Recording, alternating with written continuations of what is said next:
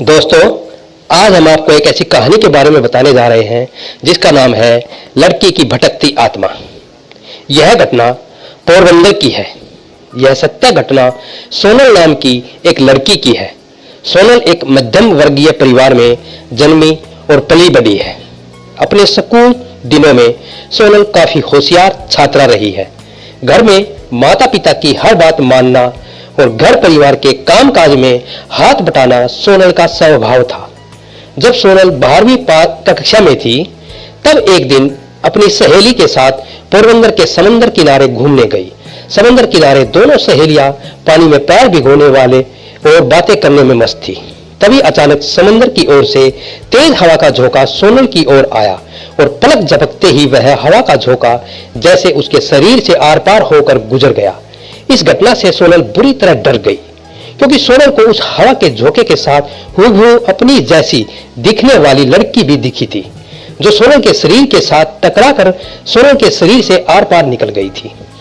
उस वाक्य के बाद सोनल की जिंदगी ही बदल गई। खाते पीते, सोते जागते, दिन रात, सुबह शाम सोनल को वह लड़की नजर आने लगी। अपने जैसी दिखने वाली लड़की को देखकर सोनल खूब घबरा जाती, रोने लगती और कई बार डर के मारे बीमार भी पड़ जाती।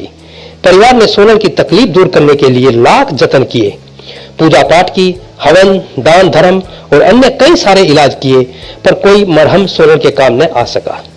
हद तो तब हो गई जब सोनल अपने कॉलेज की पढ़ाई कर रही थी। शहर के कॉलेज के प्रोफेसर ऐसे कमेंट पास करने लगे थे कि यह तो उसकी हूबहू कॉपी है, और सोनल को देखकर ऐसे अचंभित होने लगे जैसे पुराना पाप सामने आने पर कोई पापी अचंभित हो जाता है। ऐसा कहा जाता है कि आज से 35 से 40 साल पहले उसकी कॉलेज में एक लड़की पढ़ती थी और वह अचानक गायब हो गई थी। माना जाता है कि कॉलेज प्रशासन से जुड़े कुछ लोगों ने उस लड़की को अगवा करके उसका बलात्कार करने के उसे मार दिया था और उसके शरीर के कुछ टुकड़े कॉलेज की जमीन में दफना दिए थे और कुछ समंदर किनारे फेंक दिए थे। उसी लड़की की आत्मा सोनल को दिखती रहती है और अपने लिए इंसाफ चाहती है। सोनल आज भी अपने जीवन में कभी कभी उस लड़की की परछाई देखने का अनुभव करती है, पर अब सोनल ने अपने डर का सामना करना सीख लिया है और इस बात को समझ लिया है कि अगर हकीकत में ऐसी कोई दुखदाई घटना उस लड़की के साथ हुई होगी तो समय आने पर उस राज से पर्दा उठेगा और दोषियों को सजा अवश्य मिलेंगी।